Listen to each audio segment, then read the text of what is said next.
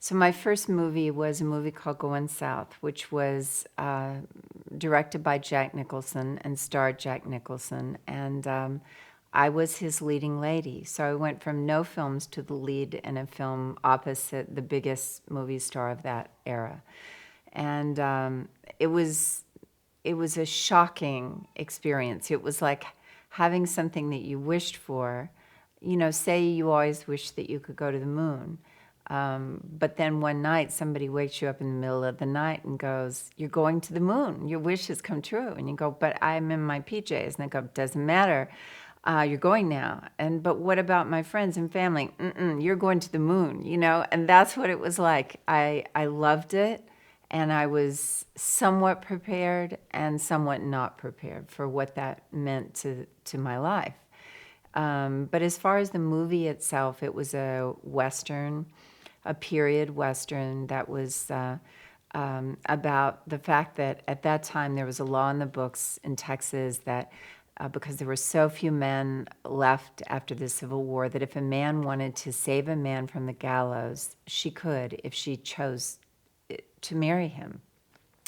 And so I married Jack Nicholson right before he's about to be hung, and no one can figure out why. And my reason is that I have a secret gold mine and I need someone to work it. So he's essentially my slave.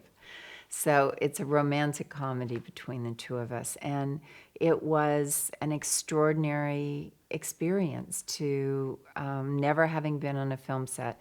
I'd gone to New York. I'd studied with the master teacher. I think the great master American theater teacher was a man named Sanford Meisner.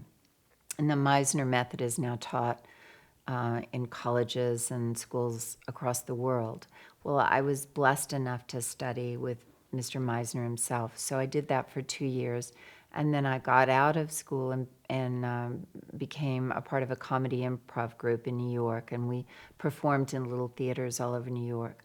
But I had never been on a film set. And so to go from that experience to this lead in a movie was a real Cinderella story.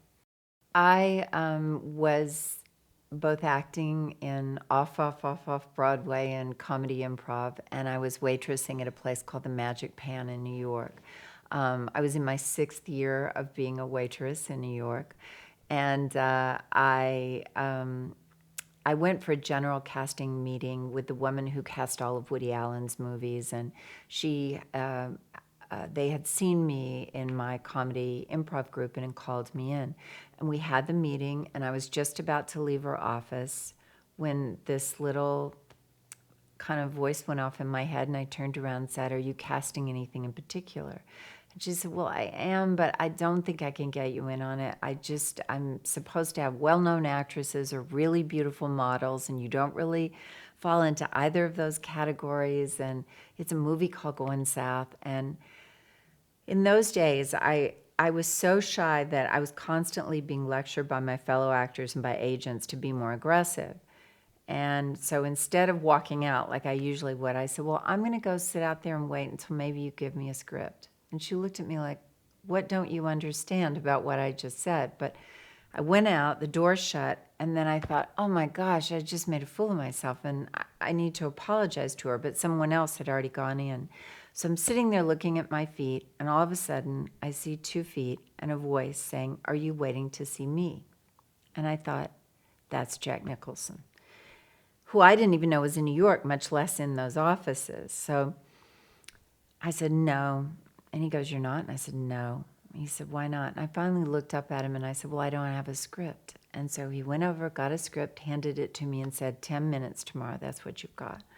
So I went home to my 5th floor walk up with a busted out window that my landlord wouldn't fix. So I had hammered plywood over the window and stayed up all night, worked on the script, did everything my teacher had taught me how to do. Went back the next day and started reading. He said, "Read another scene." So I read another scene. His pizza came. I stood up to leave. He goes, "Sit down, eat the pizza, keep reading." We read every scene in the movie twice. And then he looked at me and he said, "Where have you been?" And I said, "I've been here for about 6 years."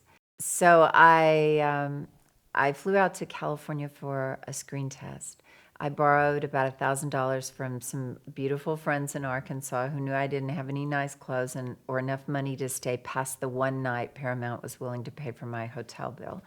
Came out, screen tested, went around, met agents, and was told by everybody, there's no way you're going to get this movie because Jack Nicholson needs a big star for the movie, and all the other women that screen tested are big stars.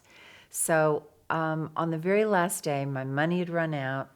I didn't have enough money to get from Manhattan into my waitressing shift at the Magic Pan, even if I took a bus. So I went into Paramount and I said, thank you all so much for the experience of testing for you. I really appreciate it. Would you mind terribly giving me the money that you owe me for that one night's hotel bill in cash? And Jack's smoking a big cigar and he goes, sit down, kid. Don't worry about that money because you're on the payroll. And boom, my life changed in that split second, and the part was mine. The first phone call was to my parents to say, thank you for believing in me when all your friends were saying, oh, it's kind of sad that she's still a waitress up there in New York after 6 years. Thank you for believing in me. My second phone call was to the Magic Pan to tell them what they could do with their crabs. But I'm told that they retired my locker, which was very flattering.